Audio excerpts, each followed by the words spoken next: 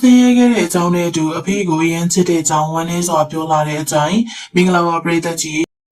အခုနေ့အကယ်ဒမီရှိချိုပြန်ပွဲမှာအကြိုင်လို့ပြောလိုက်ရင်သူမရဲ့တော်လက်ထက်မြက်တဲ့အမူအရာနဲ့ချစ်စရာကောင်းတဲ့ထွန်းကြိုင်ကားလေးကိုအားလုံးကသဘောကျနေကြတာပါဒါပေမဲ့ထုံးစံအတိုင်းပဲအောင်မြင်လာရင်လည်းမဖြတ်ချင်တဲ့သူတွေကရှိလာစမြဲပါအကြိုင်ကိုတချို့ကတော့မိုးကုတ်ကတတိသမီးမလို့ရွှေချိုဖြစ်အောင်လက်ထိုးခဲ့တာလို့ဆွဆွဲကြသလိုတချို့ကလည်းသူမရဲ့ရုပ်ရည်ကကနဝေမင်းသားကြီးဦးကျော်ဟင်းနဲ့တူလုံးတာကြောင့်ဦးကျော်ဟင်းရဲ့တိတ်တိတ်ပုံသမီးဆိုပြီးတော့အချိန်မြင့်မရှိတဲ့ကိုလာဟလာတွေနဲ့တိုက်ခိုက်နေကြတာဖြစ်ပါတယ်ဒီဆွဆွချက်တွေအားလုံးကိုအကြိုင်ကအခုတော့ရင်းနှင်းစရာကောင်းတဲ့ဘဝပုံရိပ်တွေနဲ့ပြန်လည်ပြီးတော့ရှင်းပြလာပါတယ်လူတွေထင်တယ်လို့အကြိုင်ကမိုးကုတ်ကတတိတွေမဟုတ်ပါဘူးသူမတို့ငယ်စဉ်ဘဝကအလွန်ကိုဆင်းရဲခဲ့ရကြောင်းစားစရာတောင်မရှိတဲ့အထိဒုက္ခရောက်ခဲ့ရပါ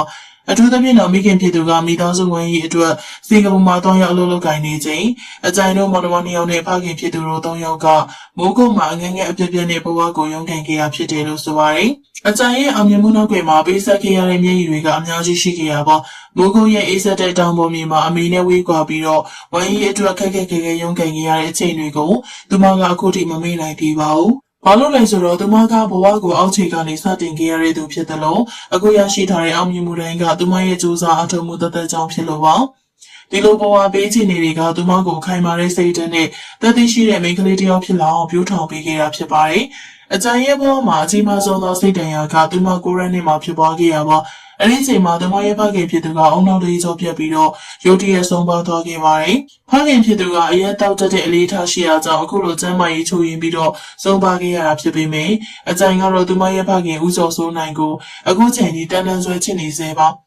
လူတွေကသူမကိုဦးကျော်ရင်ရဲ့သမီးလောက်ဆိုပြီးမိကုန်းထုတ်ကြတာကိုအကြံကတော့အလွန်ကိုစိတ်မကောင်းဖြစ်ရပါတယ်။အကြံကနိုင်ငံကျော်မင်းသားကြီးကိုအဖေမတော်ခြင်းပဲသမီးရဲ့အဖေကဦးကျော်စိုးနိုင်ပဲဖြစ်တယ်လို့ဆိုခဲ့တာပါ။သမီးရဲ့အဖေကဘလူးပဲဖြစ်ဖြစ်သမီးတို့တော့အကောင်းဆုံးဖြစ်ပါ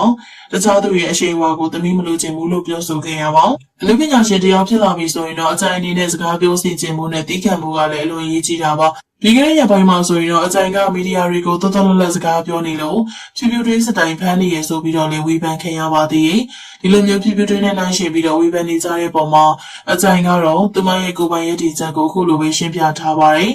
စီနီယာတယောက်ကိုအတူယူပေမဲ့ကျမကဖြူဖြူထွေးကိုအတူခိုးနေတာမဟုတ်ပါဘူး။ဒါကကျမရဲ့ကိုယ်ပိုင်ဟန်ပါလို့ဆိုခဲ့ရပါ။အနုပညာလောကမှာတယောက်နဲ့တယောက်အတူညီတဲ့ဟန်ပန်တွေရှိနိုင်ပေမဲ့အကြိုင်ဆိုတဲ့ကိုယ်ပိုင်နာမည်လေးတစ်ခုနဲ့ပဲပြည်သက်ရဲ့ရင်ထဲမှာနေရာယူနေတာပါ။သူမရဲ့ပွင့်လင်းရိုးသားတဲ့ဇယိုင်းနဲ့တော်လက်တဲ့အပြုမှုတွေက